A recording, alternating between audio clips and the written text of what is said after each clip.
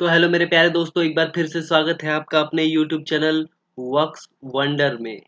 तो दोस्तों आज हम बात करने वाले हैं बहुत ही इम्पोर्टेंट जो वैकेंसी है GDCE 2023 के बारे में।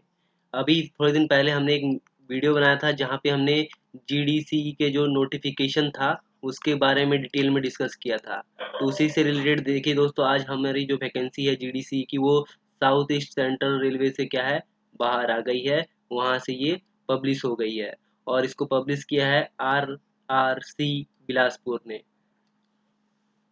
तो दोस्तों आगे हम वीडियो में बताएंगे कि कौन कौन सी पोस्ट कौन कौन सी है जिसके लिए वैकेंसी आई है।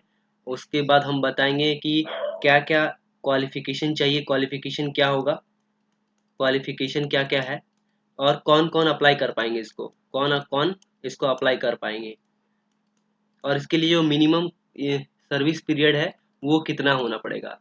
तो ये पूरा डिटेल में वीडियो बना है दोस्तों, तो हम इसको डिटेल में डिस्कस करेंगे। तो सबसे पहले जो वैकेंसी आई है वो हमारी RRC SECR जो साउथ ईस्ट सेंट्रल रेलवे से निकली है, और ये निकली है 18/7 को, मतलब आज ही को निकली है।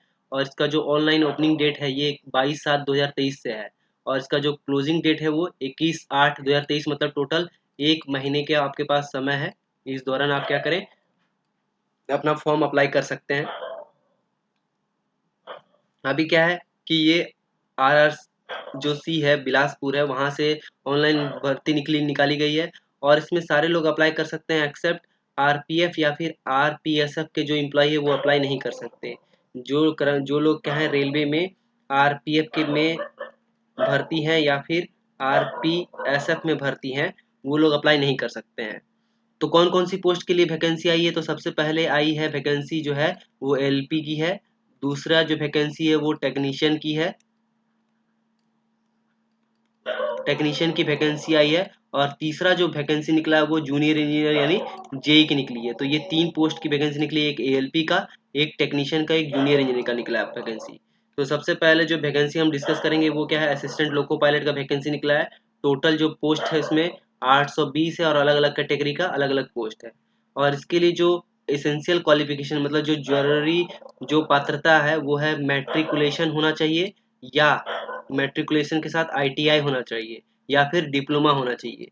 यानी मैट्रिक मैट्रिक या फिर उसके साथ ITI ITI या फिर डिप्लोमा होना पड़ेगा। वो लोग क्या कर सकते हैं, ALP के लिए अप्लाई कर सकते हैं, ALP के लिए अप्लाई कर सकते हैं। उसी तरह टेक्नीशियन का वैकेंसी निकला है, इसमें डिस्कस करें तो टेक्नीशियन के लिए जो होना पड़ेगा उसके में मैट्रिक के साथ आपका दोस्तों ITI होना पड़ेगा। मैट्रिक के साथ उसका क्या होना पड़ेगा, ITI होना पड़ेगा, तो वो अप्लाई कर सकते हैं। तो जिसमें टेक्नीशियन का जैसे टेक्नीशियन 3 निकला है, सारा टेक्नीशियन 3 का पोस्ट है। TRD का पोस्ट है, TRS का पोस्ट है, टेक्नीशियन सिग्नल का पोस्ट है। उसके बाद टेक्नीशियन टेली का पोस्ट है, टेक्नीशियन ब्रिज का पोस्ट है। उसके बाद टेक्नीशियन ट्रैकमैन का है, वेल्डर का है, डीजल है का है।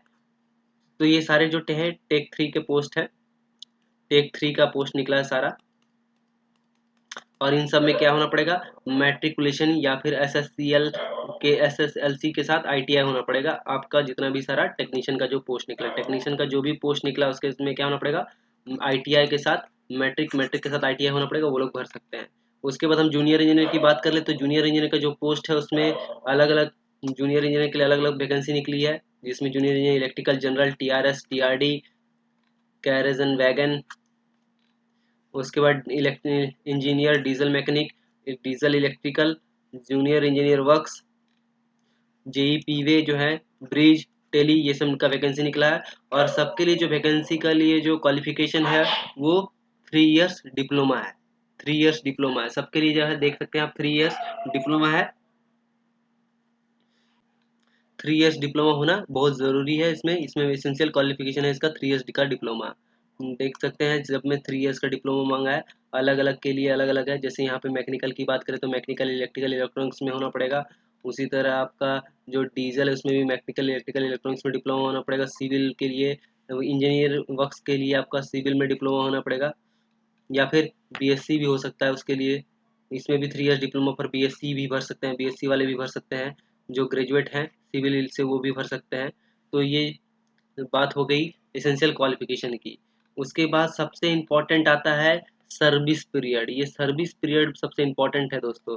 जो भी दोस्त हमारे ग्रुप सी या ग्रुप डी में ऑलरेडी पोस्टेड हैं, ग्रुप सी या फिर ग्रुप डी में ऑलरेडी पोस्टेड हैं, वो वैकेंसी भरना चाहते हैं, तो उसके लिए क्या होना पड़ेगा, रेगुलर एम्प्लॉय होना पड़ेगा, minimum 2 years of service in recruitment grade. मतलब आपका पोस्टिंग जिस ग्रेड में हुआ है उसमें क्या है, 2 साल का मिनिमम रेगुलर सर्विस होना पड़ेगा। सबसे इम्पोर्टेंट बात है दोस्तों, सबसे इम्पोर्टेंट बात है कि रेगुलर 2 ईयर्स का सर्विस होना पड़ेगा। और दूसरी बात है, जो लोग रिजाइन दे चुके हैं या फिर जिनका ट्रांसफर हो चुका है SECR से, वो लोग क्या करेंगे, अप्लाई नहीं कर सकते हैं। तो ट्रांसफर जिनका हो चुका है या फिर जो क्या किए हैं, उनका क्या हुआ हो चुका है, वो दूसरे रेल में ट्रांसफर हो चुका है या फिर वो क्या किए हैं, रिजाइन दे चुके हैं, तो वो लोग क्या कर सकते हैं, अप्लाई नहीं कर सकते हैं। तो ये सबसे इम्पोर्टेंट बात है, मिनिमम 2 ईयर्स ऑफ क्वालिफिकेशन होना पड़ेगा। आप वेबसाइट www.SECR रेलवे indianrailway.gov.in में जाके अप्लाई कर सकते हैं दोस्तों। ये RCC का जो ऑफिशियल साइट है।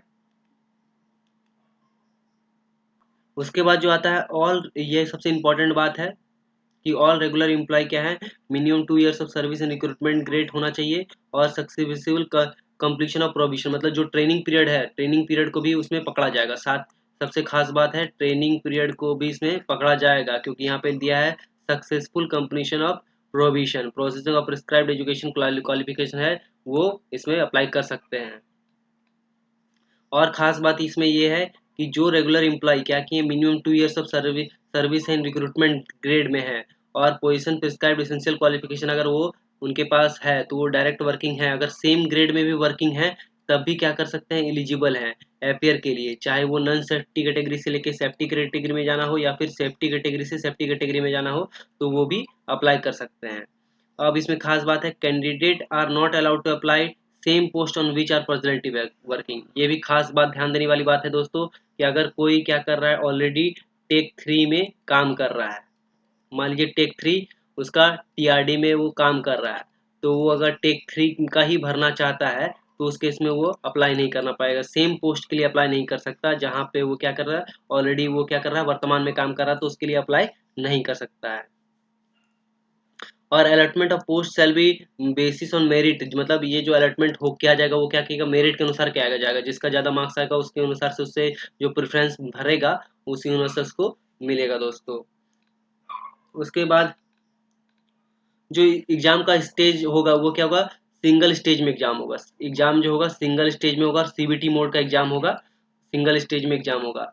और एज लिमिट जो है आपका, बहुत लोगों का क्वेरी रहता है कि एज लिमिट क्या होगा, तो अपर एज लिमिट जो है वो 42 ईयर्स है जनरल कैंडिडेट के लिए। अपर एज लिमिट जो है 42 ईयर्स है जनरल कैंडिडेट के लिए।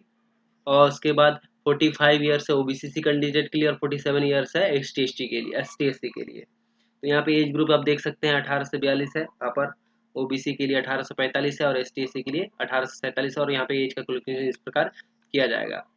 उसके बाद जो आपके पास रिजर्वेशन का है, रिजर्वेशन है उस अनुसार से ST/SC OBC का रिजर्वेशन उसी तरह रहेगा। और रिक्रूटमेंट पोस्ट प्रोसेस की बात करें, जो ALP का पोस्ट है उसमें क्या है, ओनली सिंगल ऑनलाइन एप्लीकेशन जो है उसमें भरा जाएगा और इसका CBT मोड में एग्जाम होगा। उसका उसमें जो CBT सेल भी 2 पार्ट का CBT का पार्ट A होगा और पार्ट B होगा। पार्ट A में जो होगा 90 मिनट का ड्यूरेशन होगा, एक 90 मिनट होगा। उसमें क्या है, टोटल क्वेश्चन 100 होंगे।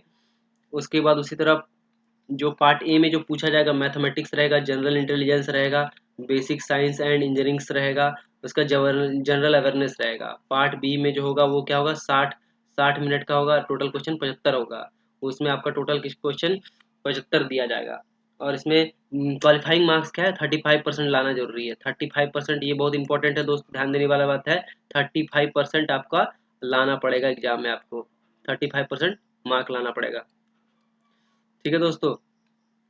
और जो एग्जाम का पैटर्न होगा वो क्या होगा, director general of employment and training होगा, DGET, जो सिलेबस दी है ITI अप्रेंटिसशिप के लिए, वही सिलेबस आपका इसमें फॉलो किया जाएगा। उसी तरह जो इलेक्ट्रिकल इंजीनियर का है, जो डिप्लोमा या डिग्री कैसा है, उसके बाद उससे जो कुछ पूछा जाएगा वो आपका इलेक्ट्रिकल इंजीनियरिंग का जो है उससे रिलेवेंट जो ट्रेड है उससे क्वेश्चन पूछा जाएगा। ट्रेड में जो है इलेक्ट्रिकल इंस्ट्रूमेंट मशीन से है, इलेक्ट्रॉनिक मशीन से है, उसके अनुसार से वो जो क्वेश्चन होगा 10+2 डिप्लोमा इंजीनियरिंग डिसिप्लिन में जिसमें आपका क्वालिफिकेशन है और जिसमें आप अप्लाई कर रहे हैं उसके लिए पूछा जाएगा। और इसमें जो क्वालिफाइंग मार्क्स है वो मिनिमम स्कोर जो है 42 मार्क्स लाना पड़ेगा। जो आपका जूनियर इंजीनियर के लिए है वो क्या है 42 मार्क्स लाना पड़ेगा in each of the test. उसके बाद कैंडिडेट क्या है, अब कितने कैंडिडेट को बुलाया जाएगा दोस्तों, तो total 8 candidate equal to 8 times number of ALP vacancy each of communities. हर एक कम्युनिटी का जो है 8 टाइम्स बुलाया जाएगा। जितना वैकेंसी है उसका 8 टाइम्स को बुलाया जाएगा ALP के लिए। फिर पोस्ट प्रेफरेंस मांगा जाएगा, फिर ट्रेड टेस्ट का लिए मांगा जाएगा। फिर जूनियर इंजीनियर का जो है, जूनियर इंजीनियर का में जो उसका पैटर्न होगा उसमें क्या होगा, ड्यूरेशन जो होगा 120 मिनट का होगा, जिसमें क्या होगा 150 क्वेश्चन होंगे। 150 क्वेश्चन होंगे 120 मिनट में। सिलेबस जो है वो आपका जनरल अवेयरनेस, फिजिक्स, केमिस्ट्री का जो होगा वो 10th स्टैंडर्ड का होगा। उसके बाद बेसिक कंप्यूटर होगा, बेसिक इन्वायरमेंट होगा और टेक्निकल एबिलिटी से भी क्वेश्चन पूछा जाएगा। ये आप पूरा फुल क्वेश्चन देख सकते हैं क्या किससे कितना पूछा जाएगा। जनरल अवेयर से 15 क्वेश्चन पूछा जाएगा, मार्क्स 15 हो गए। फिजिक्स केमिस्ट्री 15, मार्क्स 15 होगा। Stage 2 basic of computer application ये भी 10, ये भी 10। उसके बाद बेसिक ऑफ इन्वायरमेंट ये 10, ये स्टेज 2 में 10। टेक्निकल एबिलिटी 100, इसमें भी 100। टोटल जो होगा 150 मार्क्स का होगा। स्टेज 1 स्टेज 2 होगा। जैसा भी नॉर्मल पैटर्न है आपका जूनियर इंजीनियर का, उसमें भी क्या है जूनियर जेई का जो पैटर्न है डायरेक्ट रिक्रूटमेंट का, उसमें सेम ही है, सेम टाइप का इसका भी है। इसमें भी वही क्वेश्चन वही पैटर्न फॉलो किया जाएगा दोस्तों। तो होप आपको ये वीडियो अच्छा लगा हो दोस्तों। अगर आपको कोई भी क्वेरी है तो आप हमें कमेंट सेक्शन पे अपना कमेंट छोड़ सकते हैं, हम आपका जवाब वहीं पे दे देंगे हर एक कमेंट का, तो ताकि आपका सारा कन्फ्यूज़न दूर हो जाए। तो ऑल दी बेस्ट, अच्छे से एग्ज़ाम की तैयारी कीजिए। होप इस बार आपका सिलेक्शन हो जाए दोस्तों। मिलते हैं नेक्स्ट वीडियो में। और हमारा यह जो यूट्यूब चैनल है वो आपको GDC एग्जाम की तैयारी से रिलेटेड प्रिपरेशन भी कराएगा दोस्तों, तो आप हमसे जुड़ सकते हैं हमारे चैनल वर्क्स वंडर के साथ। मिलते हैं नेक्स्ट वीडियो में। धन्यवाद।